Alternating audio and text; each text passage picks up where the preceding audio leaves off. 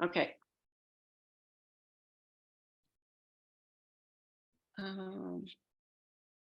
OK. Djeneba Tiote, tu peux te présenter?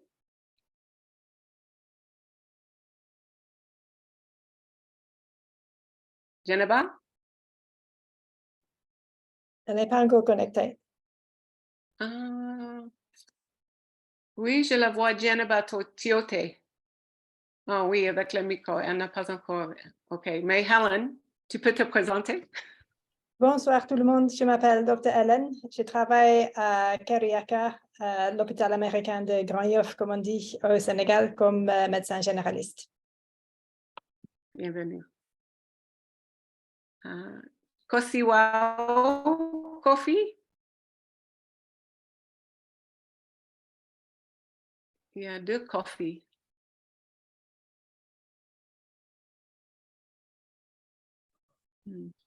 Oui, bonsoir. Oh oui, OK, bonsoir. C'est Kosiwa Kofi, j'appelle de Mbour, au Sénégal. Je suis Tu es infirmière de Mbour. Oui. Dis-moi, est-ce que tu es la maman de Binta? Oui.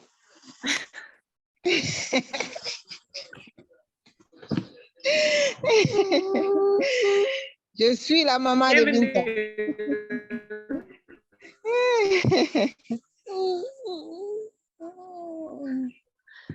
Merci, bienvenue. Merci, merci.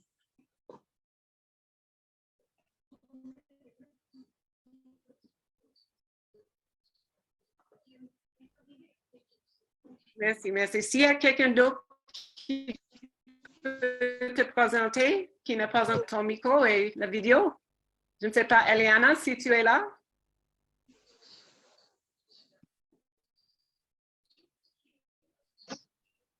Je suis Eliana, je suis au Sénégal, mais je suis brésilienne. Je travaille ici à l'hôpital à Touba. Je suis infirmière. Bienvenue.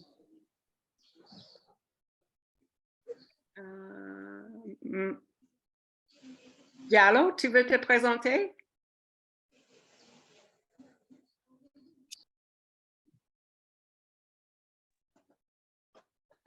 Bonjour, c'est moi Abdourahmane Diallo, je suis infirmier, je travaille à Aspacen, Alliance pour les soins palliatifs au Sénégal. Merci. Bienvenue. Matteo, tu veux te présenter?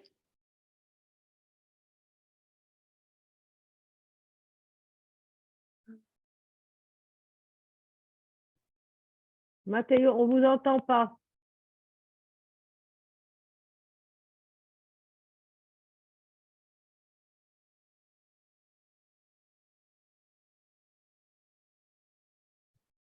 Dr. Alain SAN? Oui, oui, je me suis présenté déjà. OK, c'est vous. Merci. Est-ce qu'il y a des autres parce que j'oublie où j'ai déjà fait? Est-ce qu'il y a quelqu'un qui... Catherine? Madame Catherine? Bonjour tout le monde, je suis étudiante en infirmière à Londres, mais je considère la possibilité de visiter un pays francophone après avoir reçu ma qualification. Bienvenue. Merci.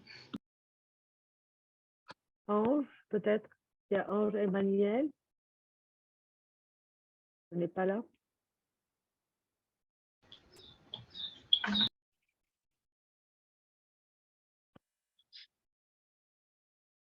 Il y a...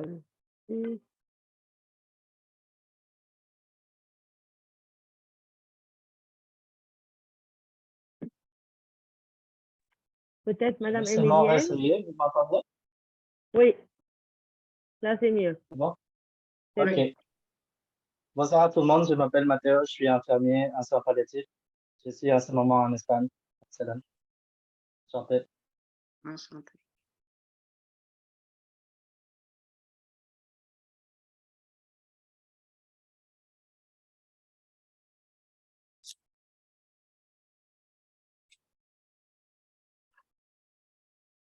Geneva, elle a parlé, il a parlé.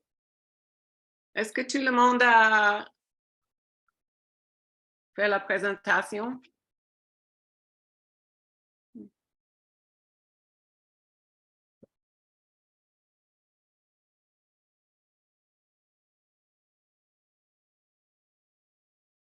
Donc, nous allons commencer. Erin, tu veux te présenter, Erin? You want to? Yeah. You should probably introduce yourself. Bonjour, je m'appelle Erin Das. I am from Canada, and I'm currently living in Kenya. You might have seen me send some messages or emails, but I'm very happy to be here. Maybe Esther can share for me on my behalf in French. Okay. Bon, elle s'appelle Erin Das et elle est aussi du Canada, mais elle travaille au Kenya et elle est très contente d'être avec nous. Et bon, elle est notre coordinatrice. Donc, c'est elle qui vous envoie les emails et c'est elle qui fait tous les petits détails pour vraiment organiser ce cours. Donc, merci, Erin. Thank you for all your work. We are very, very excited to launch this program today. And I won't speak very much. Esther is going to take over, but I think we all deserve a very big round of applause because we're all on the line together. So thank you so much, everyone. Merci beaucoup. Nous sommes très contentes de vous voir et on sait que c'était un peu il y avait des difficultés, donc on est très contente. On réjouit, enfin, on a hâte de voir ce que nous pouvons apprendre ensemble. Donc, soyez bienvenus chacun de vous pour notre cours Introduction aux soins palliatifs. Peut-être si c'est la première fois que vous avez fait un cours avec le projet ECHO. Le projet ECHO a deux buts.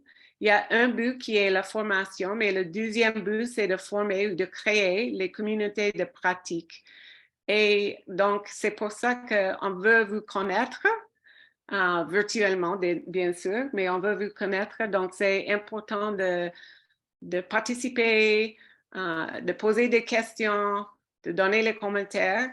Peut-être on n'aura pas toujours le temps de faire ça au micro, mais si vous pouvez mettre vos questions et vos commentaires dans le chat, il y aura toujours quelqu'un qui va aider avec le chat. Donc, bienvenue et on va commencer avec le cours pour aujourd'hui. Donc, moi, je pense que presque tout le monde me connaît, mais je suis Esther Beatty. Je suis au Canada.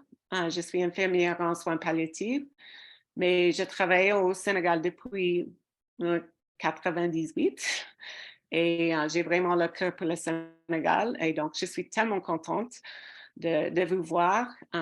Et je vous remercie aussi pour tout le travail que vous faites parce que je sais que le chant n'est pas facile. Donc, il y a beaucoup de défis. Et oui, je veux beaucoup, bon, c'est ça. Donc, you can go to the next one. Donc, nous avons beaucoup de facultés et on est très content de voir les Sénégalais qui sont avec nous. C'est très, très important parce que c'est vous qui vraiment comprendre le chant, qui peuvent nous enseigner exactement comment ça va au Sénégal. Donc, vous allez voir Dr. Omar Ba, qui, je ne sais pas s'il sera là aujourd'hui, de ASOPA, aussi avec Dr. Sophie Koulibaly. Je ne sais pas si elle aussi, elle a eu des problèmes. Et on a Diallo, on a Aminata Sissé, qu'on est très content de l'avoir avec nous, et Binta, et vous allez voir les autres, Stephen Miller. Donc, nous sommes là pour vous. Et on vous remercie vraiment de nous rejoindre dans cette formation. We'll go to the next one.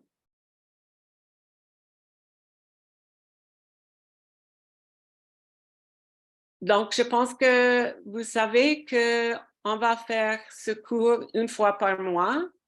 Et avec le projet ECHO, il y a plusieurs façons à faire ça. Normalement, on fait un cours chaque semaine ou même aux 2 semaines, mais on va faire au Sénégal chaque dimanche, une fois par mois. Et nous allons partager une vidéo avant le cours. Donc, on ne l'a pas fait aujourd'hui, mais la prochaine fois, vous allez avoir un petit devoir, une vidéo. Et dans chaque classe, il y aura une session d'enseignement qui sera suivie par une présentation de cas. Aujourd'hui, on ne fera pas un cas d'étude parce que c'est le premier cours, mais après ça, il y aura toujours un cas d'étude qui sera présenté par une infirmière sénégalaise ou bien sénégalaise. Et nous attendons votre participation. Donc, on veut entendre vos voix, on veut apprendre de vous. Merci. Okay, to the next one. Et on est très content d'avoir Alphonse. Est-ce qu'Alphonse est là? Did he come on? Yes, he has. Bien sûr, je suis là. OK. Bon, je vous donne la parole. Si vous pouvez vous présenter aussi.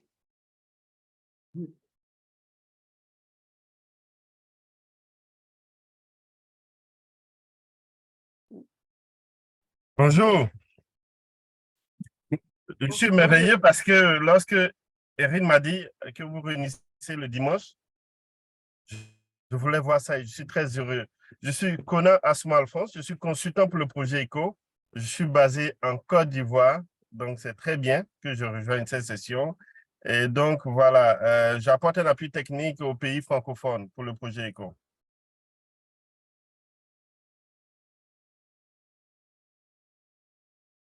And Alphonse, if you have a minute, the next few slides are to describe Project ECHO. So if you want to do that now, that would be great. Bon, and je vais me prêter à l'exercice pour expliquer ce que c'est que le projet ECHO grâce au slide. Je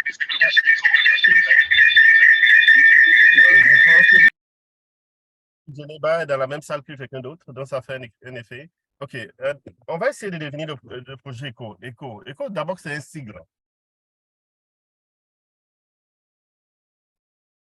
Et comme vous le voyez, ECHO, c'est Extension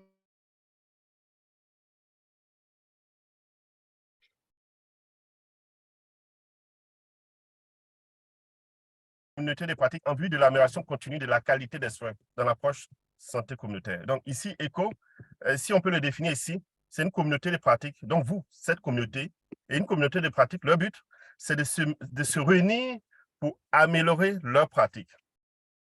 Dans l'objectif, comme Esther est en train de vous dire, vous devez vous réunir ensemble et tous ensemble, vous apprenez. Et donc, dans cette communauté de pratiques, il y a l'esprit de santé communautaire. Vous devez trouver des moyens adaptés à votre environnement. Vous devez trouver des solutions adaptées à l'environnement du Sénégal. C'est très important.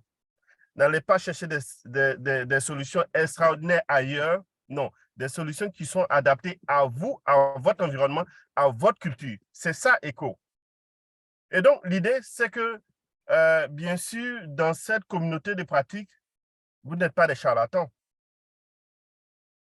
Vous devez adopter des bonnes pratiques sous le regard des sachants. Et c'est pour cela qu'il y a des sachants qui sont au milieu, qui sont au hub, qui vont essayer, grâce aux facilitateurs, de faire bouger toute cette communauté afin que tout le monde participe. Parce que vous allez voir dans le projet ECHO, il y a cette idée d'impact. Et peut-être que la slide prochaine, slide please, next slide.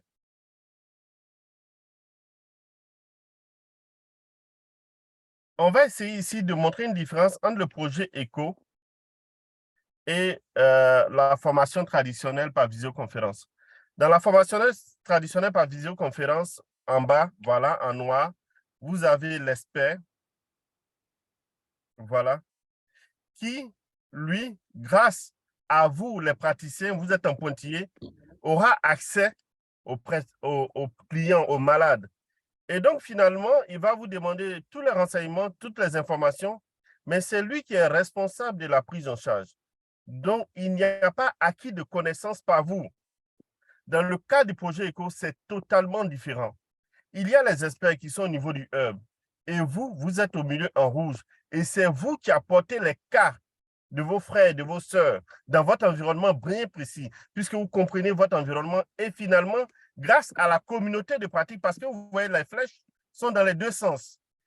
Vous donnez de la connaissance aux experts, parce que vous venez avec votre cas, votre environnement et beaucoup de choses, parce que vous êtes des sachants, ne l'oublions pas. Et les experts, grâce à cette communauté, vont vous partager, eux, leur expérience en vous mentorant. C'est pour ça qu'on dit que l'ECHO est une communauté pratique basée sur le mentoring. Et donc, finalement, c'est vous qui allez acquérir les compétences et les connaissances nécessaires pour prendre en charge le malade. Et vous savez, si vous avez pris en charge un malade, vous pouvez prendre en charge tous les malades qui ont les mêmes caractéristiques. Et en plus de cela, vous avez vos frères et vos sœurs dans cette communauté de pratique, c'est-à-dire, finalement, vos confrères qui sont au Sénégal, qui participent à la session et grâce à ce cas, au cas que vous avez, vont acquérir aussi la connaissance, étant donné que dans le même environnement, vous avez les mêmes défis. Donc, on assiste finalement à une multiplication des forces. Donc, vous voyez totalement à droite, vous pouvez prendre en plus beaucoup de malades qui sont in situ, déjà dans les endroits périphériques. Et finalement, à votre niveau, vous assistez que les cas maintenant, vous pouvez les prendre assez tôt, ou bien vous pouvez les diagnostiquer assez tôt, de telle façon que finalement, ça revient moins cher à la communauté. Et dans les CHU de nos grands centres, voilà, on va désengorger tout cela pour qu'ils prennent en charge les cas très complexes. C'est cela pour nous, le projet ECHO. Et donc, le projet ECHO, comme vous allez le voir, next slide,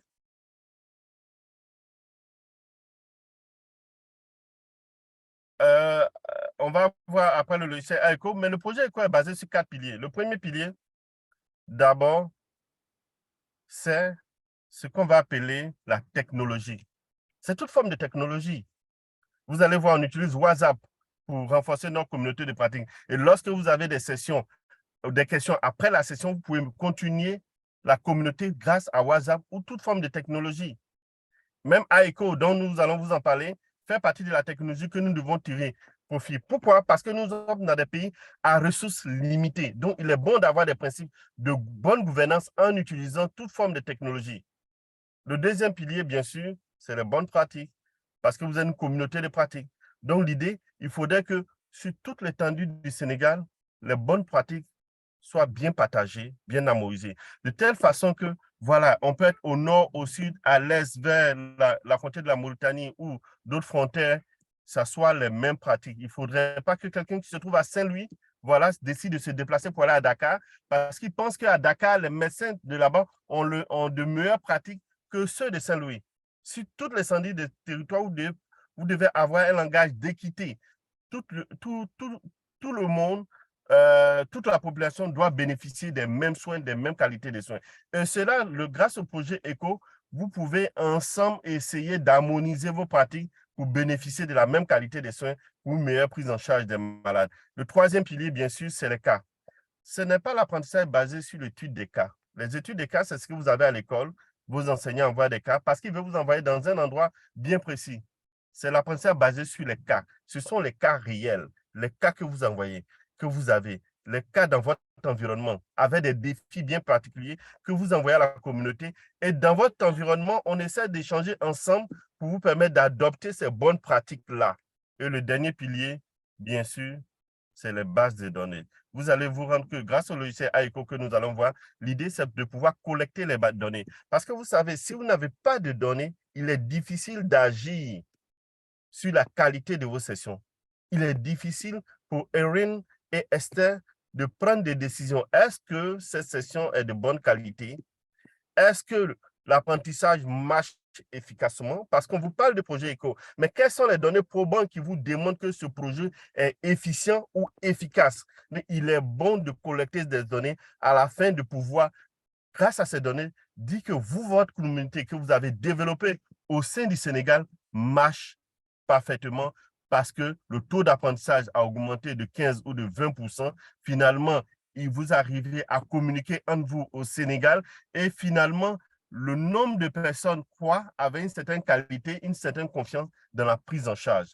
Voilà pourquoi il est bon de collecter les données. Et donc, AECO est un logiciel qui va vous permettre de le faire.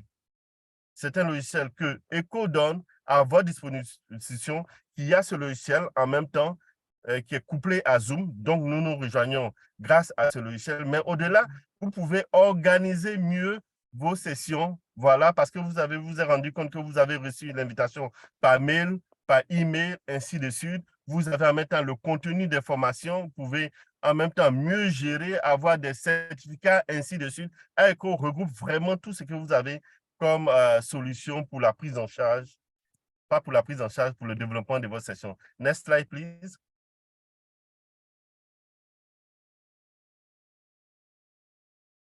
Je pense que je vais m'arrêter là. Je vais passer la main à Esther et Erin. Thank you so Yeah. much. Now Esther will share a bit of history about the actual course that we're going to run. Oh, OK. Donc, mais je vais présenter PALCHASE. C'est un organisme, association qui est pour les soins palliatifs dans les situations humanitaires. Et vous pouvez voir que c'est en Afrique depuis 2022. Et Erin a fait beaucoup de cours en Afrique Est pour les anglophones. Donc, c'est là où j'ai fait la connaissance avec Erin et j'ai suivi le cours et j'ai vu que c'est très bénéfique. Mais ça a commencé aussi dans les, je ne sais pas comment dire, les camps pour les réfugiés à Rohingya. Donc, avec le matériau que on va vous présenter, c'était développé dans ce camp. Donc, on a vu pour PALCHASE, parce qu'on fait ce cours avec PALCHASE, on va utiliser les matériaux de PALCHASE, mais vous pouvez le modifier aussi pour le contexte du Sénégal. Donc, ça, c'est vraiment le commencement au Sénégal et on espère que le Sénégal peut prendre l'ECHO pour faire le propre ECHO. Mais avec ce cours, c'est un partenariat avec PALCHASE et oui, c'est PALCHASE qui nous aide avec l'ECHO et tout ça. OK. Donc, la PALCHASE, malheureusement, on n'a pas beaucoup en français. La plupart, c'est les anglophones. Mais si vous comprenez bien l'anglais, vous pouvez y aller parce qu'il y a d'autres cours comme les cours pour les soins palliatifs pour les pédiatriques. Et le but, c'est plutôt pour les personnes touchées par des catastrophes. Mais je pense que nous pouvons toujours adapter le matériau dans le contexte de Sénégal. OK.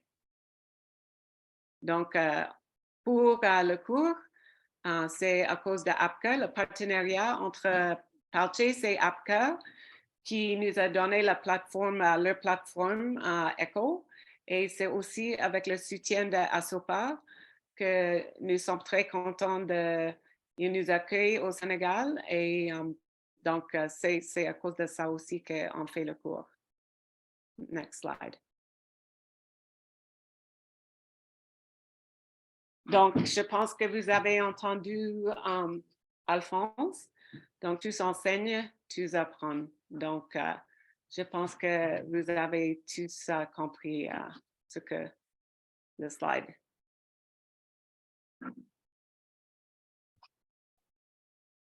Donc, vous allez voir que chaque fois, il y aura toujours bienvenue avec les présentations. Après, on a un petit enseignement. Donc, l'enseignement, c'est 30 minutes, peut-être 20 à 30 minutes. Après les discussions, les présentations de cas, avec les discussions et les questions. Et après, résumé. Et comme j'ai dit avant, si jamais vous avez des questions, que vous pouvez les mettre dans le chat. Si vous voulez dire quelque chose, vous pouvez lever la main et on peut vous donner la parole. Et peut-être maintenant, on va faire ça si jusqu'à maintenant, il y a quelqu'un qui a une question. So Erin, I'm just saying if somebody has a question up till now, maybe they can. Si quelqu'un a une question ou si c'est pas clair, est-ce que quelqu'un veut dire quelque chose?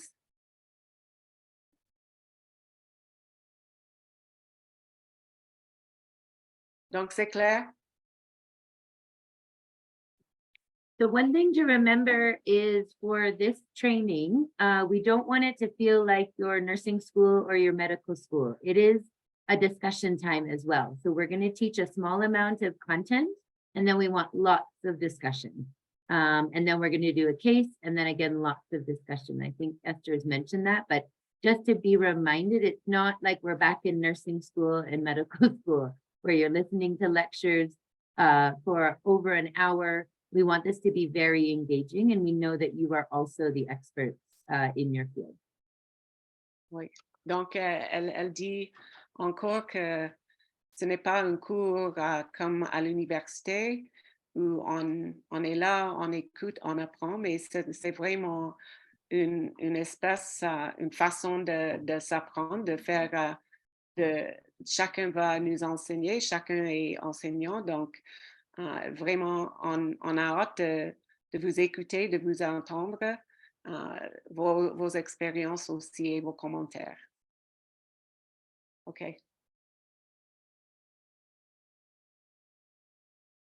Donc, je pense que tout le monde est au courant avec l'étiquette de Zoom à cause de les 2 ans passés. Donc, si vous pouvez garder la vidéo allumée, c'est bon parce qu'on peut vous voir. Et s'il vous plaît, mettre au surdine pour éviter les bruits. Et si vous pouvez vous identifier, je pense que ça a bien marché aujourd'hui. Et mettez vos questions dans le chat. Et je vais poser des questions et des fois, je vais vous donner la parole. Next slide.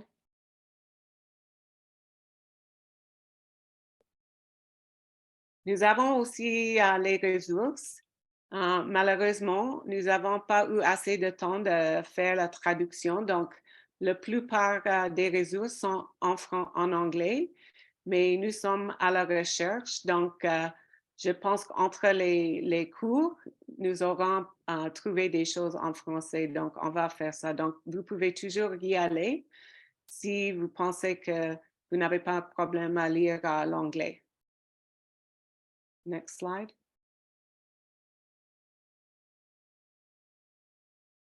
Aussi, chaque cours sera enregistré. Donc, même les gens qui n'ont pas là aujourd'hui peuvent y avoir accès et peuvent l'écouter avant le prochain cours. Donc, il y aura aussi le lien, je pense que dans le groupe WhatsApp, pour les gens d'y avoir accès.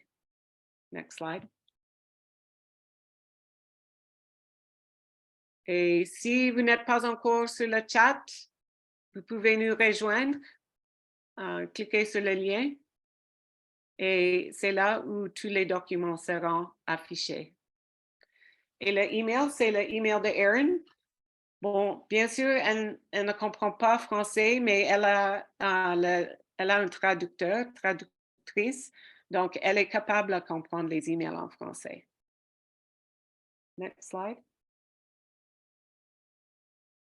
Maintenant, est-ce qu'il y a des questions? Vous pouvez lever la main ou...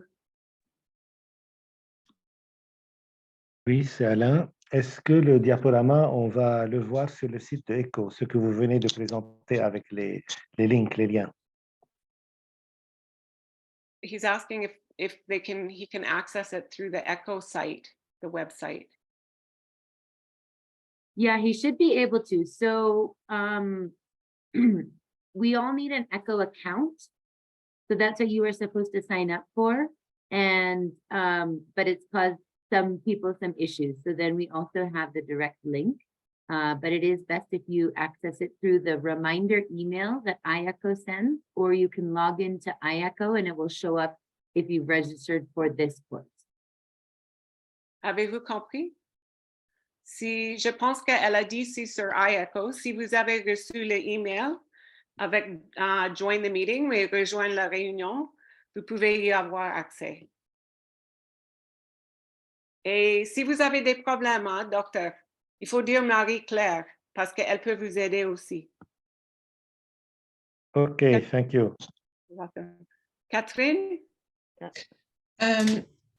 Je pense que je n'ai pas reçu les ressources non plus et j'ai vérifié sur le site Echo.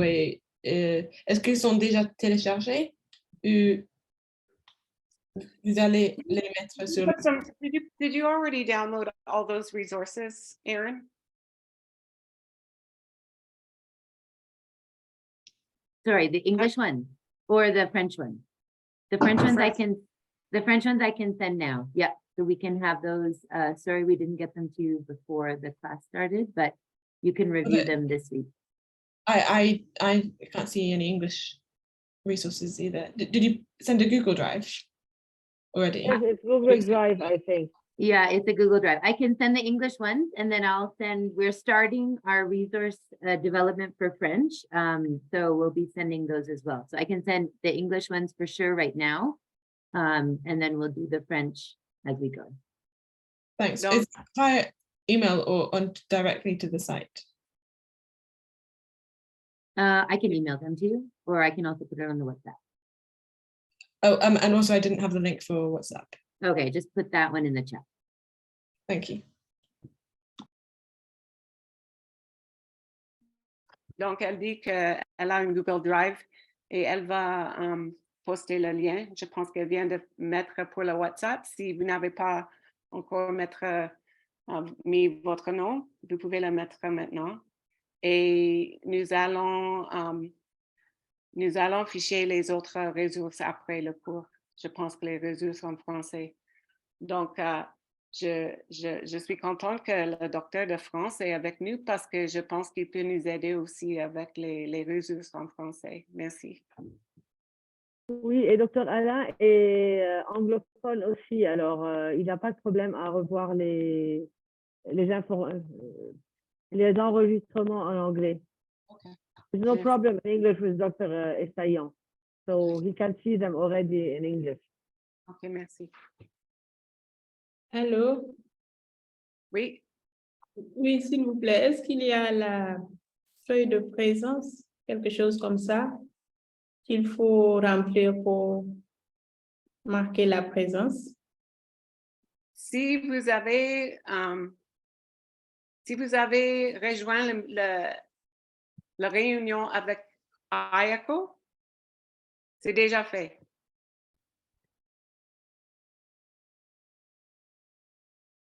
Est-ce qu'il y a un autre? Esther, the other thing, I'm not sure if this is her question, but the other thing that we have access to through IACO is that's where I'll upload all the presentations and any extra resources as well. So if you don't have Google Drive or that's a bit complicated, if you feel like you are comfortable with IACO, then each week we'll be able to put content and that you'll be able to download, so a PDF or a PowerPoint. So we also can use their website for sharing documents. Okay. She was just asking about the attendance, and so I said if you join with IACO, it takes the attendance for you. Yeah. Okay. I think we should start our presentation. Donc, je vous présente Dr. Rob. We just muted Esther. Dr. Robin, est-ce que vous êtes là? Oui. OK. On vous attend maintenant. Okay. Donne la parole. D'accord. Je vais d'abord partager mon écran.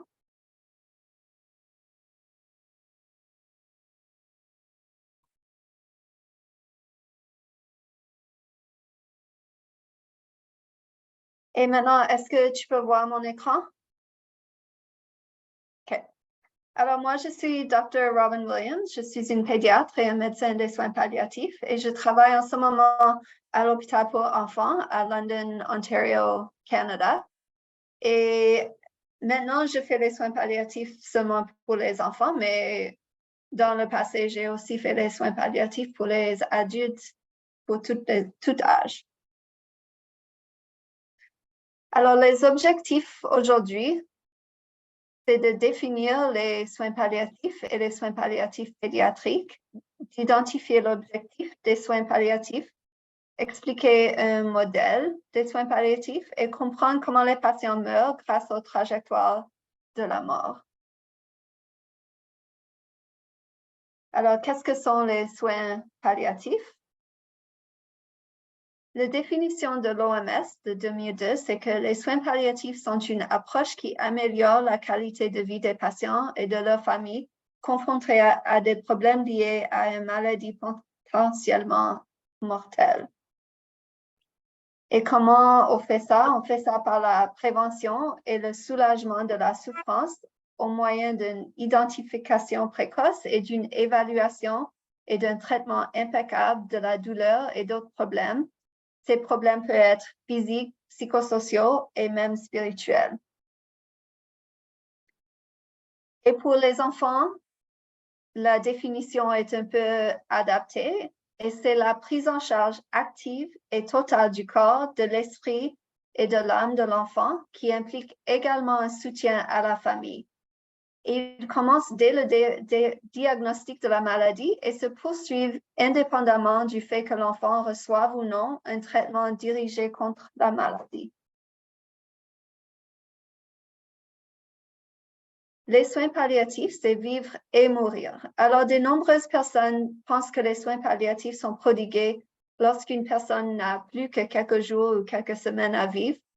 Mais ça, c'est pas vraiment la vérité. Les soins palliatifs peuvent être prodigués pendant des mois, voire des années. Et ils n'accélèrent pas la mort, mais ils améliorent la qualité de vie des patients atteints de maladies graves ou mortelles et de leur famille. Et souvent, j'entends les personnes me dire « Ah, ton boulot, c'est tout par rapport à la mort. » Mais en fait, mon boulot, c'est par rapport à vivre, comment on peut vivre le mieux, même si on est mourant. Et les objectifs des soins médicaux, ils évoluent au fil du temps en fonction de l'état du patient. Alors, quand on est diagnostiqué au début, peut-être on va vouloir la guérison, on va avoir un soin qui est lié aux guérissons. Ensuite, on va prolonger une vie de qualité. Et à la fin de vie, les objectifs sont vraiment de l'optimiser le confort. Quelques faits marquants de l'OMS. Alors, chaque année, on estime que 40 millions de personnes ont besoin des soins palliatifs et la plupart d'elles vivent dans des pays à revenus faibles ou moyens. Et à l'échelle mondiale, seulement 14% des personnes qui ont besoin des soins palliatifs en bénéficient actuellement. Et qu'est-ce qu'on fait pour améliorer l'accès aux soins palliatifs? Alors, on doit mettre en place des politiques nationales, des programmes, des ressources et des formations adéquates à l'intention des professionnels de la santé. Alors, ça, c'est pourquoi tout le monde ici est là pour un écho pour les soins palliatifs, c'est pour des formations. Et un autre point qui est important, c'est que le besoin mondial de soins palliatifs continuera de croître en raison du vieillissement des populations et de la charge croissante des maladies non transmissibles et de certaines maladies transmissibles. Quelles sont les choses qu'on fait aux soins palliatifs? Alors, c'est sûr, on fait la gestion de la douleur, on fait la gestion des autres symptômes détressants comme le dyspnée, on fait l'annonce des mauvaises nouvelles, on parle des questions éthiques, juridiques et professionnelles, on fait la planification préalable des soins, c'est sûr, on fait les soins de fin de vie, mais on fait aussi des soutiens spirituels et émotionnels, les soutiens psychosociaux, ainsi que le soutien au deuil. Et ce n'est pas seulement les soins aux patients, mais c'est le soin aux soignants aussi. Et une autre chose importante de remarquer, c'est qu'on doit faire la recherche aussi. Et c'est qui peut fournir des soins palliatifs? Alors, cette image, c'est vraiment pour expliquer que tout le monde, tous les soignants de la santé, les professionnels de la santé peuvent fournir des soins palliatifs. Et c'est en bas, c'est les mesures simples et prévisibles que tout le monde peut faire. Et c'est seulement quand les besoins sont vraiment complexes et persistants qu'on a besoin de quelqu'un qui est spécialisé dans les soins palliatifs. quels sont les objectifs des soins palliatifs? Alors, ça se concentrer sur le soulagement de la souffrance et l'amélioration de la qualité de vie. On affirme la vie, considérer la mort comme un processus personnel et naturel. On s'engage auprès des patients dès le début de la maladie et les préférences du patient et de sa famille doivent être respectées. Ça, c'est une des raisons pourquoi on veut soigner les personnes dès le début du diagnostic, parce que une grande partie des soins palliatifs, c'est les relations qu'on a avec la famille et le patient pour vraiment les connaître et les connaître quelles sont les préférences. Et les soins palliatifs peuvent être associés à des thérapies curatives aussi ou être au centre des soins. Comme j'ai dit avant, on soulage la douleur et les autres symptômes pénibles. On n'a pas l'intention de hâter ou de retarder la mort et on intègre les aspects psychologiques et spirituels des soins aux patients. Comment les gens se sentent-ils dans les derniers jours de leur vie? Pourquoi on a besoin de ça? Alors, une personne qui est atteinte d'une maladie chronique ou mettant sa vie en danger, il peut avoir des problèmes physiques comme la douleur, le dyspnée, peut avoir des problèmes sociaux comme financiers, l'isolement, peut avoir des problèmes émotionnels comme la tristesse, la colère, l'inquiétude, l'anxiété et les problèmes spirituels, religieux ou autres. Comme ici, c'est la douleur, l'inquiétude et la colère. Quand on parle des prises en charge de la douleur, et je sais qu'on va avoir plus de sessions sur ça, mais on utilise l'échelle de la douleur de l'OMS.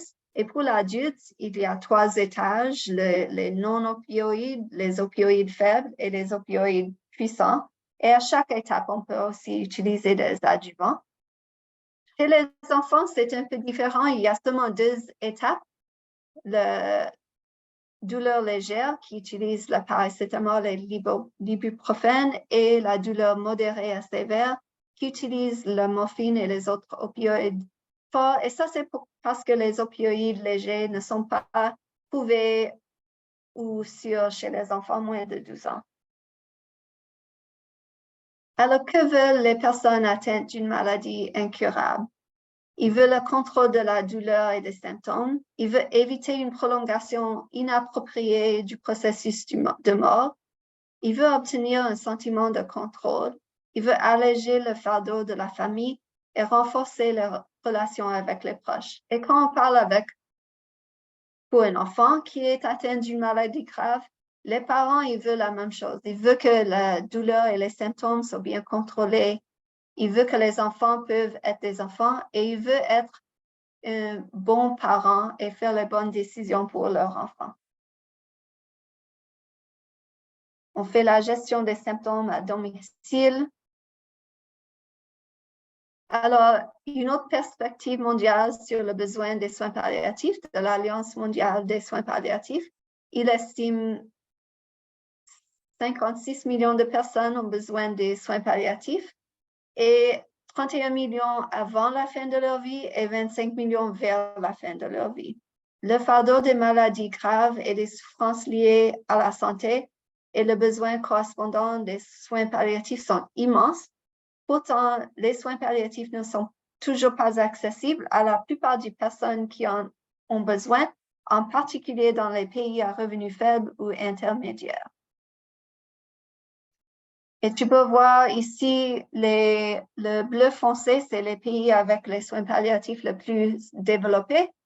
Et le gris, c'est les pays qui ne sont pas bien développés. Et je vais dire, même dans les pays où on a des soins palliatifs bien développés, par exemple au Canada, là où je travaille, c'est toujours un peu différent selon là où tu vis. Alors, c'est sûr, si tu vis pour là où je travaille, si tu vis proche à l'hôpital pour enfants, tu as beaucoup d'accès aux soins palliatifs, mais l'hôpital pour enfants, ça sert les personnes qui sont vraiment loin de l'hôpital et ces personnes-là, leur accès aux soins palliatifs, c'est un peu moins juste parce qu'ils habitent loin de l'hôpital.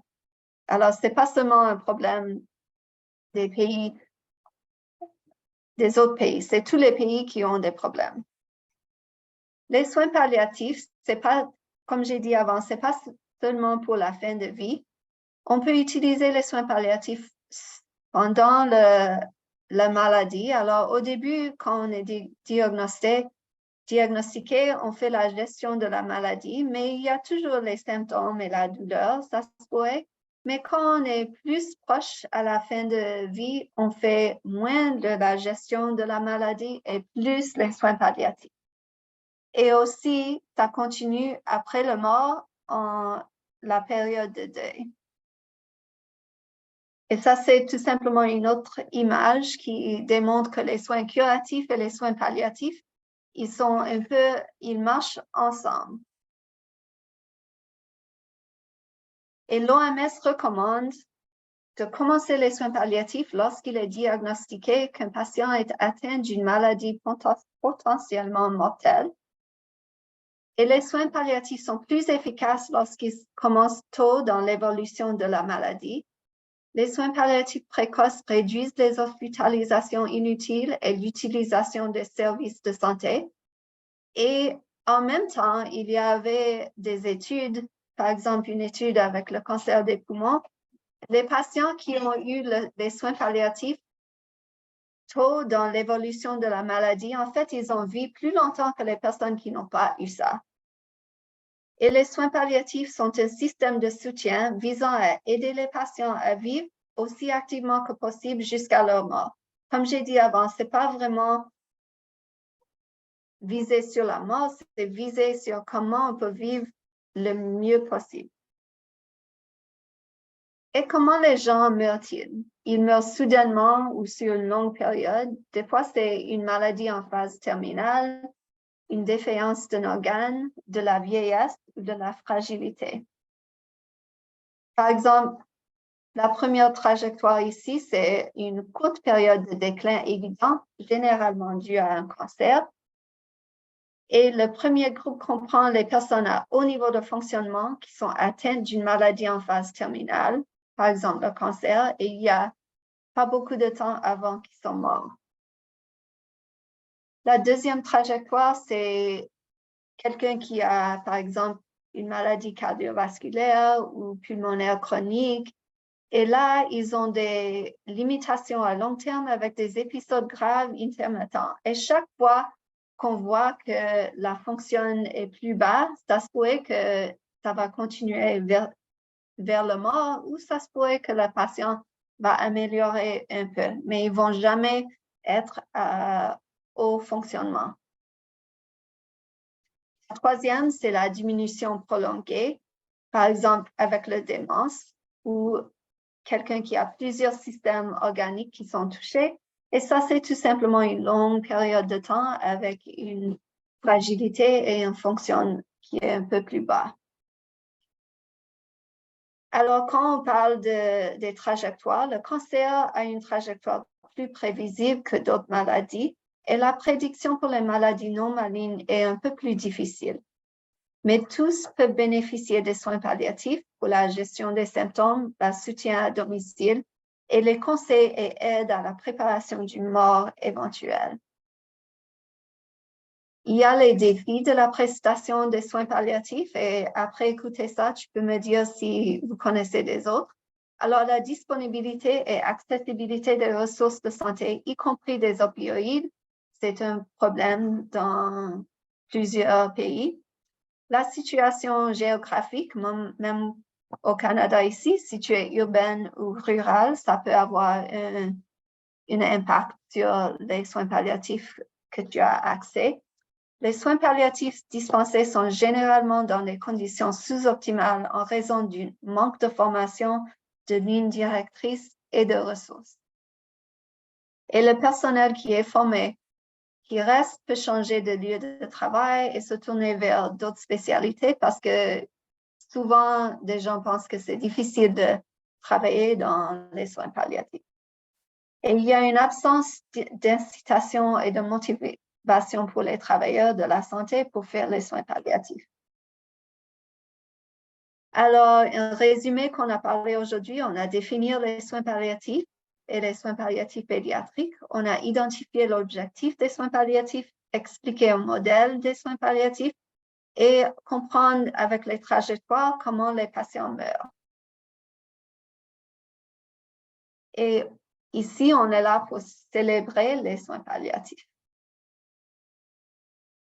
Ça, c'est la fin de mon présentation, mais je peux prendre des questions s'il y a lieu.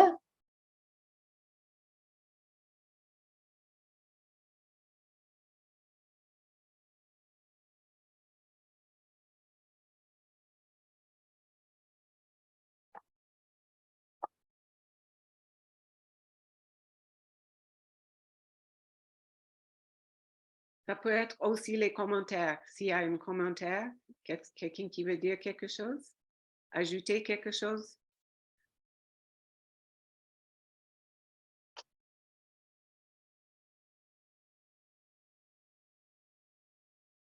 Est-ce que la définition de soins palliatifs est différente que vous avez pensé?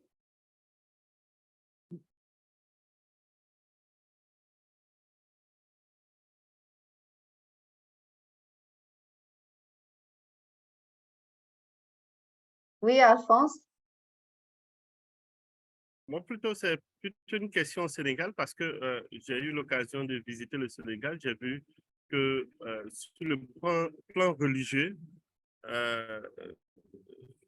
il y a une très forte présence de la religion, même au niveau professionnel. Et je me dis, dans ce cadre-là, au niveau des soins palliatifs, et comment ils arrivent à harmoniser les deux, parce que, comme vous l'avez vu dans la présentation, il y a un aspect spirituel là-dedans. Comment cela est soutenu dans votre environnement par la religion? Oui, on a Dr. Ba. Je pense qu'il est là parce que j'ai vu son nom. Peut-être il peut répondre. Dr. Ba, est-ce que vous êtes toujours là?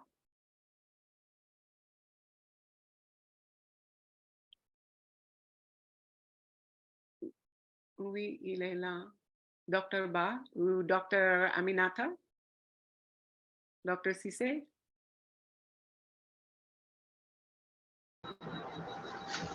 Oui, Esther. Vous m'entendez, c'est bon? Oui, c'est voilà, voilà. Bonjour à Dr. Alphonse. C'est vrai qu'il y a une forte présence de la religion au niveau du Sénégal, mais je pense que c'est plutôt un atout. Un atout qui nous aide beaucoup dans notre travail de tous les jours. Ça nous permet de plus aborder certains sujets. Je pense que au lieu d'être c'est plutôt un atout pour nous par rapport à la religion. Il y a tout le temps ça veut dire qu'on croit toujours au fatalisme, on croit toujours que c'est Dieu qui décide. C'est quelque chose qui nous aide plutôt dans certaines situations, surtout au niveau des soins palliatifs. Je ne sais pas quel est le but exact de sa question, mais là, je pense que c'est plutôt un atout, plutôt qu'une... Voilà. Oui, c'est cela, puisqu'on sent que c'est plutôt un atout. Dans la présentation, elle dit qu'il y a un aspect spirituel qui fait que finalement, cela est accepté plus ou moins par le patient, puisqu'il y a l'aspect spirituel. Et comme je dis, comment vous, dans cette approche, comment vous servez de la religion pour accompagner les malades sur le plan spirituel? En fait, bon, il n'y a pas une formule pour tout le monde. Ça dépend du patient. On peut se servir de sa croyance religieuse, on peut se servir de sa croyance à certaines cultures, sa façon de voir les choses, tout ça, mais il faudra se renseigner d'abord. Par exemple, je vous donne un exemple. Ce qui est sûr, dans certaines cultures, je ne vais pas me présenter à quelqu'un qui est dans un certain état avec vêtu de rouge, parce que ce sera mal vu. Donc, avant d'aborder quelqu'un, il faut au moins que j'ai quelques notions par rapport à sa culture, par rapport à sa religion. Parce que, par exemple, en période de carême, quelqu'un, même s'il est mourant, quelqu'un qui est de la religion chrétienne ne va pas accepter un vendredi de manger de la viande. Tout ça, il faut que je le sache quand je vais le voir. Donc, à chaque fois, il n'y a pas une formule pour tout le monde, Mais à chaque fois, quand je vais, par exemple, moi, voir quelqu'un, je mène ma petite enquête et j'ai une idée de sa religion. Pas toujours de la religion, mais parfois aussi de la culture. Parce qu'il faut se dire qu'il y a un côté animiste qui existe en chacun d'entre nous. Par exemple, moi, je suis Lebou, ce qui est sûr que dans ma culture, il y a certaines choses qu'on ne va pas accepter. Tout cela, il faut s'en renseigner avant.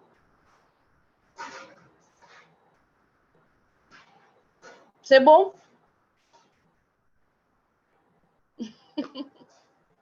Merci. Je peux dire aussi qu'il y a beaucoup de personnes qui, quand on parle des soins palliatifs, on parle souvent de deux espoirs. On a l'espoir et le foi, mais aussi, on va planifier que si ce qu'on souhaite n'arrive pas.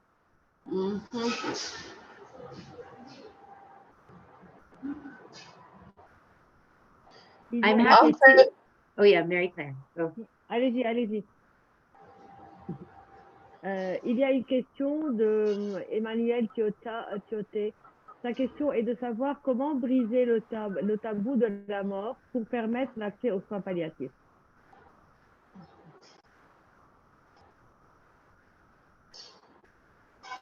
Alors, je peux parler un peu de ça. C'est que ça, c'est une des raisons pourquoi on espère donner l'accès aux soins palliatifs dès le diagnostic d'une maladie. Comme ça, on n'est pas tout simplement les médecins ou les infirmières qui sont là pour la mort, mais on est les médecins et les infirmières qui sont là pour soulager les symptômes et pour accompagner la patiente pendant toute son trajectoire du maladie.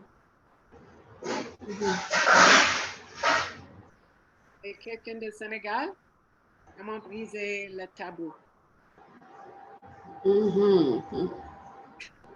Dr. Miller? Oui, docteur. Oui, je pense que c'est la raison pour introduire, commencer soins palliatifs au début de la maladie, dès la diagnostic, pour éviter et réduire la stigmatisation. C'est une question de pas de mourir, c'est une question d'accompagnement pour toute la trajectoire de la maladie. C'est nécessaire. Ce n'est pas seulement à la fin de la vie. Et c'est question d'intégrer soins palliatifs dans les systèmes médicaux à tous les niveaux, je pense.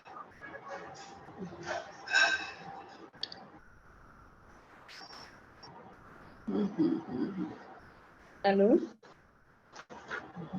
Oui, Binata. Je voulais juste rejoindre leur contribution et dire que je pense l'objectif à la fin, c'est d'essayer de lever les mythes et la stigmatisation, comme Dr. Miller venait de le dire, parce que tout ça, c'est ce qui peut nous empêcher en fait d'être efficaces en soins palliatifs. Parce que la plupart du temps, on pense que ça tourne autour de la mort. C'est un des défis. Hein. Quand elle a parlé des défis à la fin, je pense que l'un des obstacles qu'on va le plus rencontrer sont les mythes, c'est la stigmatisation. Et aussi, l'autre chose que j'aimerais dire par rapport aux soins palliatifs, si je n'ai pas perdu mon idée, oui, voilà. Je voulais parler par rapport à l'aspect religieux.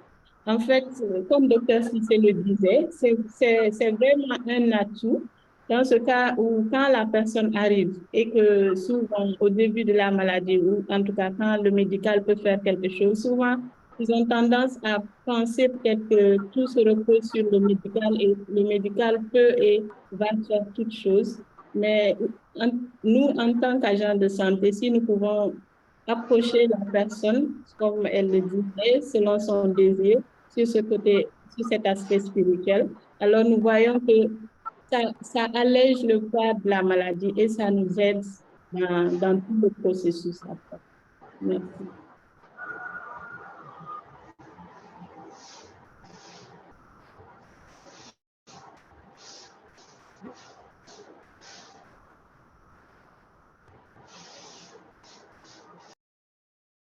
Catherine? J'ai deux questions. Premièrement, vous avez parlé de démarrer la conversation des soins palliatifs dès le début de le diagnostic. Mais est-ce que c'est possible en tant que professionnel très bas, quelqu'un qui est sur le début de le débutant, oui, comme débutant.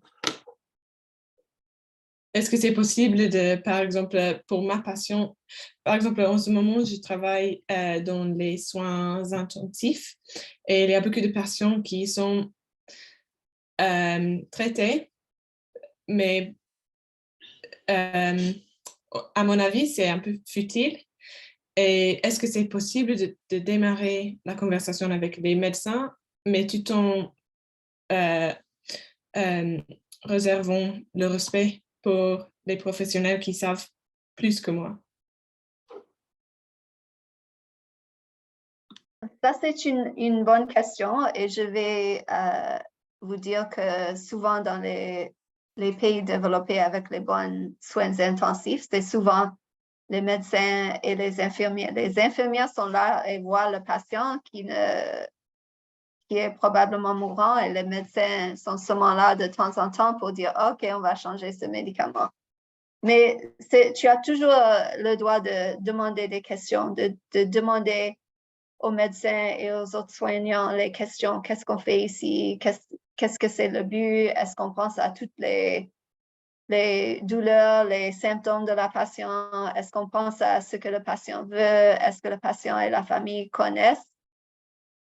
Qu'est-ce qui va arriver? Probablement, est-ce qu'ils ont eu les conversations par rapport à si ces interventions ne fonctionnent pas et le patient continue à détériorer? Et n'importe si tu es là aux soins intensifs ou un autre endroit, tu peux toujours utiliser une approche palliative avec les patients. Comme ça, c'est le soutien de la famille, le soutien du patient, par rapport aux symptômes, assurer que les symptômes sont bien gérés. Et tout ça, tu peux faire à n'importe quel moment dans la maladie. Ok, merci, c'est très utile. Et aussi, est-ce que vous avez, Dr. Robin, vu que les personnes attendent pour mourir? Parce que j'ai entendu beaucoup d'histoires de personnes qui sont très malades, mais il y a une occasion qu'ils attendent, ils ne veulent pas qu'une personne soit là quand ils meurent, et puis ils meurent après. Est-ce que vous avez vu cela? Ou est-ce que vous croyez que c'est juste par hasard, ou par chance? Non, je pense que les personnes choisissent leur moment de mourir. S'ils veulent que quelqu'un soit là avec eux, ils vont attendre pour cette personne. S'ils ne veulent pas que cette personne est là avec eux, même si la personne est là pendant 48 heures sans cesse, il va attendre que cette personne va aller aux toilettes. Je pense que les personnes ils choisissent leur moment quand ils sont prêts à mourir.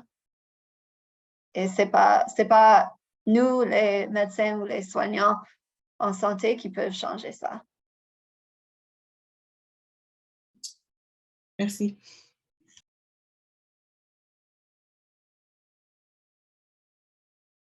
Oui, Bineta?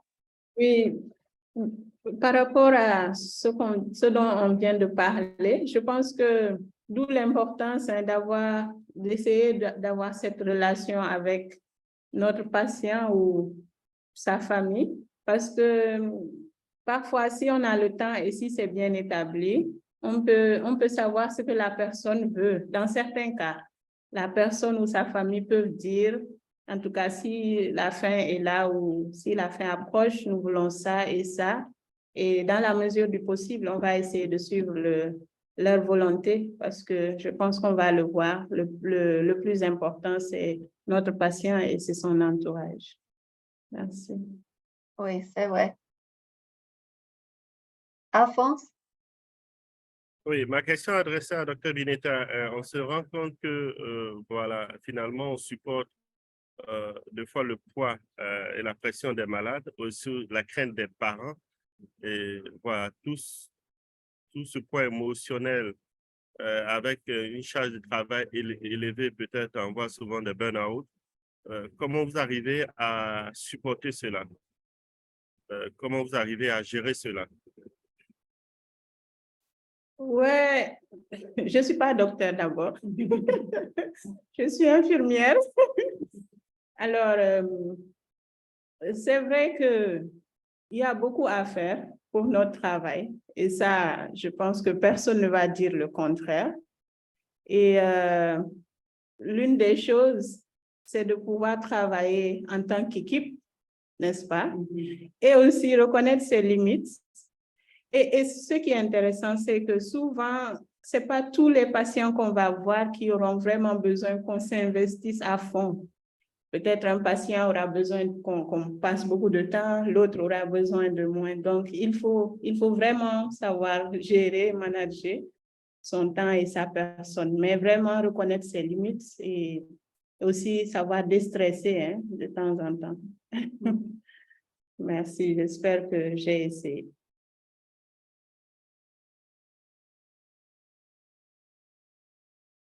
Matteo? Oui, moi, je voulais profiter pour voir le collègue du Sénégal.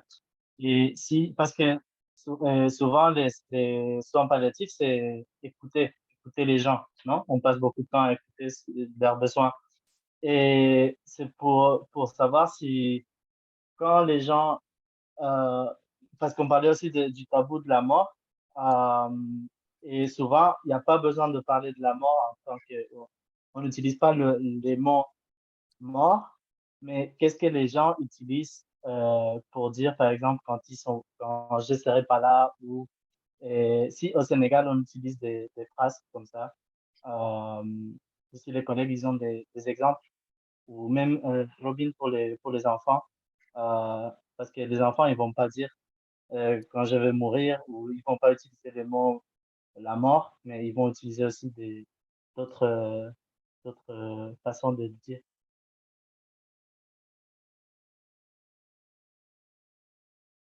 Moi, je ne peux pas parler pour le Sénégal, alors je laisse ça pour quelqu'un d'autre. Mais je vais dire que les enfants, ils vont utiliser les mêmes mots que leurs parents utilisent. Alors, si leurs parents utilisent le mot mort, les enfants vont utiliser ces mots aussi. Merci. Docteur Cissé? Ce que je peux dire par rapport à cette question, c'est que, en fait, d'après ce que j'ai vécu, on ne parle pas souvent de la mort aux enfants. Ce n'est pas un sujet qui est ouvertement abordé, d'après ma courte expérience. On préfère parfois leur cacher même leur propre pathologie, aller jusqu'à ce que mort s'en suive. Mais dans la pratique, on se rend compte qu'on n'a pas pour habitude, même aux patients adultes, il peut y arriver que la famille même vous demande de ne rien dire par rapport au diagnostic. Ça nous arrive souvent dans nos pratiques de tous les jours. La famille vient vous dire, le médecin m'a donné les résultats, je sais que mon malade ou ma malade va partir, mais je préfère qu'il n'en sache rien. Et d'habitude, côté enfant, c'est ce qui se passe le plus souvent.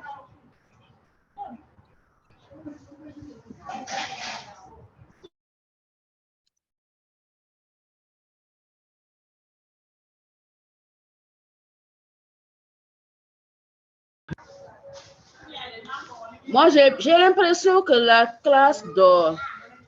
Ou bien c'est une impression seulement. Oui, docteur Aminata, j'allais le dire, je vois docteur Kofi. Je pense qu'elle est de la Côte d'Ivoire, elle n'intervient pas. Peut-être il sait que les Ivoiriens parlent beaucoup. Et je vois docteur Djeniba qui ne vous rejoint pas. Je ne sais pas si elles sont d'accord, elles ne sont pas d'accord. On n'a même pas entendu leur voix durant toute la session. Je pense que c'est à vous de les réveiller. Peut-être qu'elles ont peur de docteur Robin. Moi, c'est même si c'est pareil ici, hein, c'est pas seulement les Ivoiriens qui savent parler. Les Sénégalaises ont du mal à se taire d'habitude. Mais là, je vois que tout le monde est calme. C'est bizarre. Et avec ça, nous allons passer, merci Dr. Robbins pour la présentation, merci aussi pour la discussion, mais maintenant nous allons vraiment écouter un peu de la situation au Sénégal. Quelle est la situation avec les soins palliatifs au Sénégal? Je ne sais pas si Dr. Ba est là. J'ai vu son nom, mais sinon, qu'est-ce que vous voyez, les gens qui travaillent au Sénégal, qu'est-ce que vous voyez avec les soins palliatifs?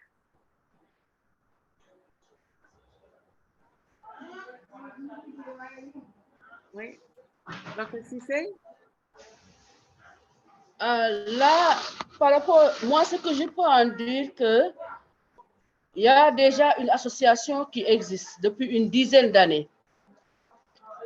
Ce sont des gens qui ont été formés dans différentes écoles. Et c'est surtout moi, par exemple, personnellement, j'ai connu les soins palliatifs grâce au Mentorship, grâce à Hospice Ouganda. C'est là qu'on a débuté nos formations. Il y a d'autres qui ont été formés au Cameroun. Je me suis rendu compte avec la SOPA qu'il y avait beaucoup d'écoles en fait. Mais il faut se dire que je ne sais pas, les Sénégalais qui sont là, est-ce qu'ils connaissent l'existence de cette association pour les soins palliatifs? Et on essaie un peu d'asseoir quelque chose, d'asseoir des formations. Et surtout, on essaie de rassembler tous ceux qui ont eu à faire la formation pour peut-être faire des renforcements, capaciter un peu. C'est là surtout que ECHO nous aide beaucoup. La demande, elle est là. J'ai vu dans le cours de Dr. Robin qu'elle a dit que même au-delà du Sénégal, moins de 20% des gens bénéficient des soins palliatifs. Et beaucoup, plus de 70% en ont besoin. Je pense qu'on est dans le même cas. On a aussi, les besoins sont là, mais c'est quelque chose qui n'est pas trop connu. Même si quand on a appris, on a su que beaucoup de choses se faisaient, mais dans l'informel, parfois, on aime dire qu'on le faisait sans savoir qu'on faisait des soins palliatifs. Mais c'est l'occasion maintenant de rationaliser tout cela, d'être au même point d'information. Mais les besoins là sont là. Il faut, par exemple, nous, on est dans le privé et on est débordé sur ce côté. On va dans les domiciles. On se rend compte que beaucoup en ont besoin, surtout dans les domiciles, parce que l'hôpital, à un certain moment, il ne peut plus garder certains patients, surtout certains, soit des cancers ou autres pathologies chroniques, il ne peut pas les garder parce qu'il n'y a pas assez de lits déjà. Donc, c'est difficile à domicile. Nous, on a été confrontés depuis une dizaine d'années à la réalité des domiciles. La demande est là, mais maintenant, on n'est pas encore assez préparé, je pense. J'ai vu Abdourahmane Diallo, c'est quelqu'un qui a l'habitude de faire des domiciles. Peut-être que lui aussi, comme quelqu'un du terrain, il peut apporter sa contribution.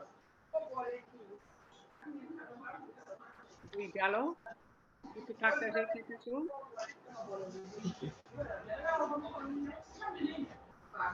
Je peux poser une question. Au Sénégal, le système de santé est couvert par l'État, parce que vous dites qu'il y a du privé et du public. Est-ce que c'est couvert par l'État, la prise en charge des patients? Ça peut affecter aussi ou non?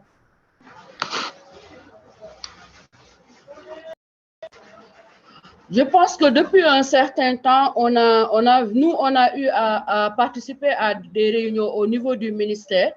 On sait que les soins palliatifs sont en train d'être intégrés actuellement dans le programme de santé. Par exemple, mais c'est surtout, on l'a affilié un peu au cancer. Et je pense que si la présidente était là, elle allait vous en parler.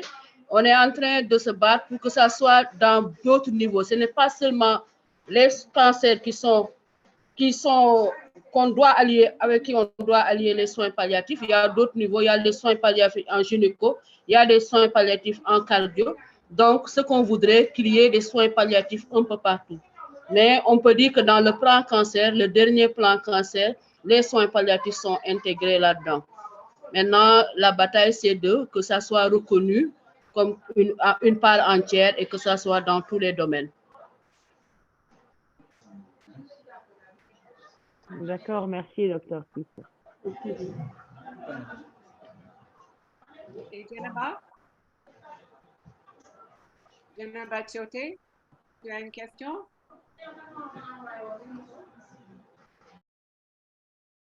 Unmute. Est-ce qu'on m'entend? Oui. Oui, oui. Oui, allô? On m'entend? Oui. Oui, bonsoir à tous. Oui, là, c'est Madame Thioté. Je suis sage-femme en service. Bon, Geneba, elle est aussi une des filles à la maison. C'est la famille Thioté. Elle est comptable, elle a un master 2 en comptabilité, elle travaille déjà. Thioté Ange, il a un master en gestion. Donc, c'est la famille.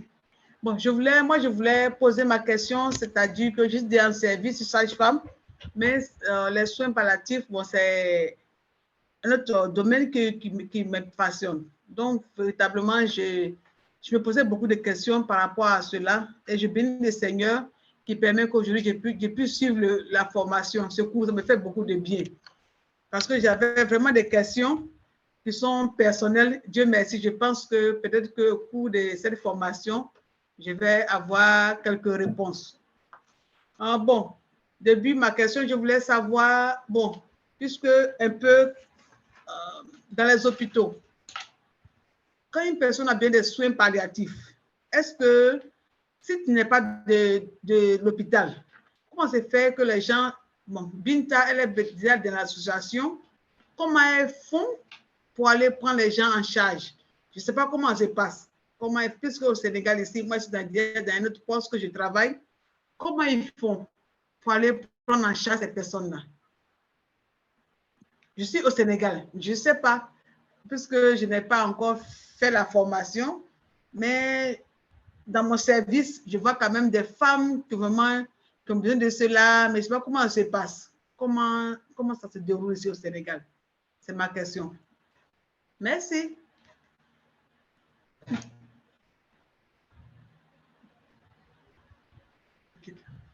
Dr. Cissé, est-ce que tu as entendu la question? Oui, je l'ai entendu. En fait, je pense qu'on en est, pour les soins palliatifs, comme on l'a dit tout à l'heure, on en est à s'organiser pour qu'au niveau des hôpitaux, il y a des soins palliatifs, mais chacun se démerde, entre guillemets, individuellement dans son coin. Maintenant, l'idée, c'est de fédérer tout le monde. Par exemple, dans le plan d'action maintenant de la SOPA, c'est de fédérer tout le monde, que tout le monde puisse y participer. Par exemple, si je vous parle de notre expérience personnelle au niveau de Madi, là, c'est une structure privée. Nous, on ne bénéficie pas de l'aide de l'État. C'est plutôt quelque chose de volontaire. Et il y a deux parties. Il y a une partie qui est payante, mais il y a d'autres qui ne payent pas. Et pour ceux qui ne payent pas, ce sont des gens qui font certaines personnes qui nous parlent, par exemple, d'un malade. Par exemple, il peut y arriver que quelqu'un dans une structure ait un malade des soins palliatifs, il nous interpelle, on va y aller. Mais les moyens ne suivent pas toujours. Par exemple, récemment, on a eu l'apport de Mercyship. C'est bon, mais qu'est-ce que ça va donner? La dernière fois, j'en parlais avec Myriam, je lui disais qu'est-ce que ça va donner quand vous partirez. Mais comme on dit, on a toujours quelque chose à faire, même s'il faut y aller pour leur parler, même s'il faut y aller pour faire des pansements, on ne peut pas tout faire, mais l'essentiel, c'est de ne pas rester les mains croisées. Mais actuellement, on ne bénéficie pas encore de l'aide de l'État et tout ce qui est organisé. Par contre, au niveau de l'hôpital, par exemple, de Dantec, il y a quelqu'un comme le docteur Kumbegei qui s'est bien ils ont même des lits dédiés aux soins palliatifs. Donc, ils sont bien organisés et elle a réussi à implanter ça au niveau de l'hôpital de Dantec. Et je pense qu'elle a même une petite unité mobile. Donc, ce sont des initiatives plus ou moins dispersées qui sont là, mais il n'y a pas encore une organisation et ça fait partie de la bataille que va mener la SOPA, c'est-à-dire mettre en place une unité partout au Sénégal qui sera fédérée par la SOPA. Madame Tchoté, je pense que c'est ça votre question.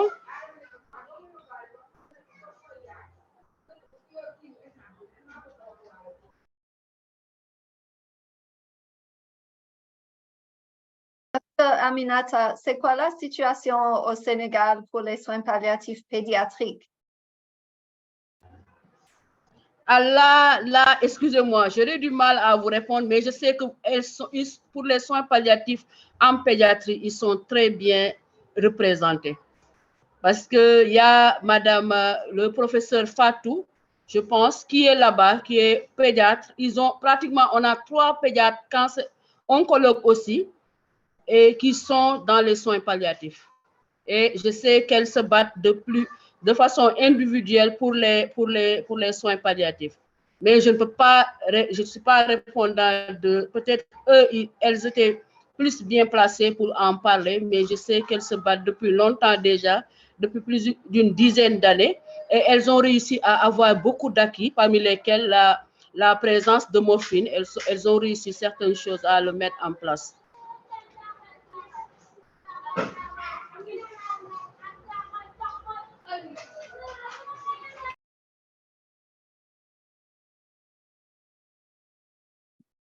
Esther, we could probably take one more question, and then we do have a feedback form that I'll share in the link, and we'll probably need to wrap up the session, but it sounds really exciting, obviously challenging, but really good start to the ECHO program. Nous avons temps pour une autre question et après on va faire un résumé et il y a un petit sondage pour après qui va suivre. Est-ce qu'il y a une dernière question? Je pense que peut-être qu'il faut donner l'opportunité à ceux qui n'ont pas eu l'occasion de prendre la parole. On voit, il y a Kofi Edo, Kofi Kwasiao, Victorine Samba. Il y a beaucoup de personnes qui... Monsieur Ange Thioté, je ne sais pas si c'est monsieur et madame qui ont rejoint la session. Voilà. Est-ce qu'ils sont d'accord avec... parce que c'est Dr Aminata, si je peux le dire, et Djeneba qui ont fait le show aujourd'hui, si on peut le dire comme ça, chez nous les Ivoiriens, mais qu'est-ce qu'ils en pensent? Est-ce que vous m'entendez déjà? Est-ce que vous m'entendez? Oui, oui. Ok, d'accord. Donc, moi, c'est Ange-Emmanuel Thioté et c'est ma maman, Madame Thioté, c'est ma mère. Et en soi, je fais du droit. Et en soi, j'ai une petite passion où j'ai vraiment envie de comprendre les soins palliatifs et vraiment aider les personnes qui, elles, sont, disons, à la porte et qui ne savent pas comment gérer leurs sentiments, gérer la maladie. Donc, c'est pour cela que je me demandais, moi, en tant qu'étudiant en droit, comment je peux, à mon humble échelle, pouvoir vous aider ou pouvoir aider toutes ces associations-là pour que les personnes puissent avoir accès à ces soins palliatifs. Ça, c'est ma question. Bravo. Et vous regardez, vous remarquez, ECHO, c'est un peu quelqu'un qui fait la promotion du projet ECHO. Envoyer des invitations ne fait pas la promotion du projet. C'est vous qui devez en parler à vos proches pour montrer les bienfaits. Et déjà, Madame Thioté fait, je ne sais pas, elle contamine toute la famille. C'est toute la famille qui rejoint. Je vois Kofi Edo qui est avec nous. Ouvrez votre micro. Je pense que c'est en bas à gauche.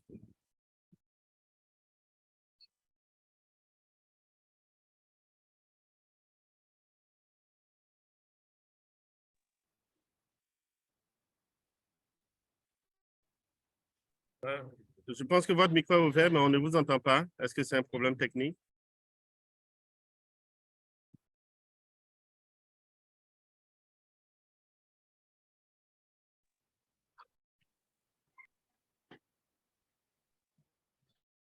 bonsoir. Allô?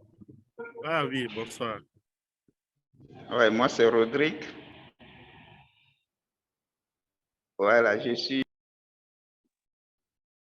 Donc, je crois que c'est la deuxième fois que je suis en train de suivre la formation sur les soins palliatifs.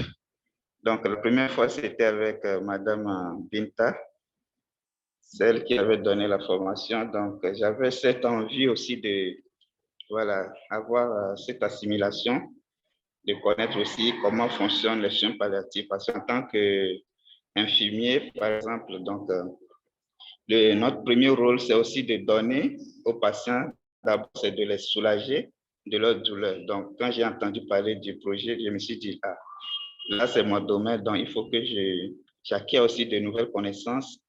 Et voilà de pourquoi je suis là-dedans. Je suis tellement ravi et je vous remercie pour la formation. Merci. Bravo, j'espère que vous n'allez pas garder cela pour vous seul et que vous allez inviter vos confrères à rejoindre cette session. D'accord. Oui, bonsoir à tous. Bonsoir. Vous m'entendez? Oui. Oui, c'est Madame Cora Suzanne, TS en ophtalmologie. Et c'est un plaisir d'être avec vous ce soir. Et j'ai une question. D'abord, comme mon prédécesseur l'a dit, et c'est la deuxième fois que je suis les cours sur les soins palliatifs, et j'aimerais poser cette question, à savoir, et comment faire pour faire accepter la maladie au patient.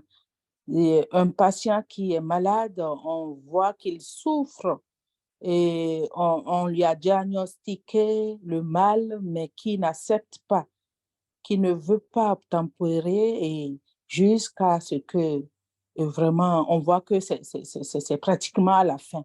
Comment faire pour pouvoir faire accepter la maladie au patient, c'est-à-dire accepter que la maladie est vraiment là. Ma deuxième question, j'ai entendu parler de la fin, c'est-à-dire le malade choisit celui qui va rester avec lui jusqu'à la fin, c'est-à-dire de sa mort. Est-ce que j'aimerais savoir si la personne peut savoir quand est-ce qu'elle va partir? La personne peut savoir? C'est ces deux questions-là que j'aimerais poser. Merci.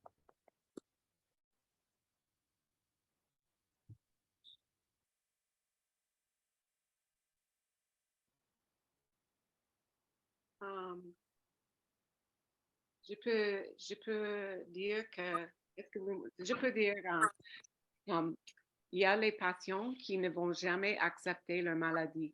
Donc, il faut bien connaître la personne. Il faut trouver doucement il y a les pas, il y a les portes. Des fois, c'est la famille. Donc, c'est vraiment, chacun est différent. Maintenant, avec la deuxième question, est-ce qu'on peut savoir, c'est Dieu seulement qui sait le dernier souffle, mais avec les maladies qui sont différentes, comme nous avons compris, nous avons étudié aujourd'hui les trajectoires, il y a les signes qui nous montrent que la fin est proche. Donc, c'est possible, c'est toujours possible à dire, avec toujours la possibilité de se tromper, mais c'est possible à dire que on voit ça, par exemple, que la personne dort beaucoup, que la personne ne mange pas beaucoup, que la personne est très faible, que la douleur est là et la respiration change, que nous pensons que le temps s'approche. Donc, il n'y a personne qui peut dire exactement quel moment la personne va partir, mais il y a toujours les signes qui nous montrent et chaque maladie est différente. Comme nous avons étudié aujourd'hui avec le cancer, la trajectoire est plus ou moins, c'est un peu plus facile à savoir quand est-ce que nous allons voir la fin, mais avec les autres maladies, c'est un peu différent. Mais bien sûr, à la fin, quand la personne est vraiment en train de mourir, c'est possible à savoir que cette personne est en train de partir. Je ne sais pas si quelqu'un veut ajouter.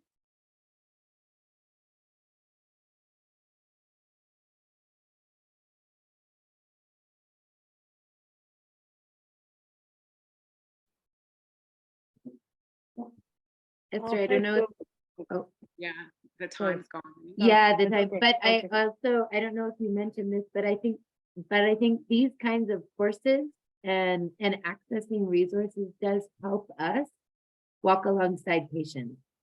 For many people in many countries, we didn't learn how to do this in our basic training. So it is through these continuing education trainings and reading and learning more that you will get better at supporting people to help them accept, or whatever word you want to use, whether they accept it, but yeah. Donc, elle dit que c'est pas quelque chose qui est facile et ça prend du temps. C'est pas quelque chose qui on apprend et on peut le faire. Ça prend beaucoup de temps et c'est en prenant les cours comme ça aussi de parler ensemble, comme nous voulons faire dans notre groupe de WhatsApp, que nous pouvons vraiment apprendre, faire un apprentissage l'un à l'autre. Je peux dire que j'ai beaucoup appris au Sénégal parce que je sais que Sénégal, c'est comme peut-être au Canada, les gens nous posent les questions, les gens veulent savoir. Normalement, les gens, les familles, ils vont nous poser la question, il nous reste combien de temps? Mais je ne pense pas que les gens au Sénégal vont poser cette question. Donc, moi, je pense que nous pouvons apprendre beaucoup de choses, nous pouvons partager dans le groupe de WhatsApp. Moi, je dirais au Sénégal, vous avez aussi la langue Wolof. Moi, je dirais, il y a les proverbes comme Nendubere ak Dodge.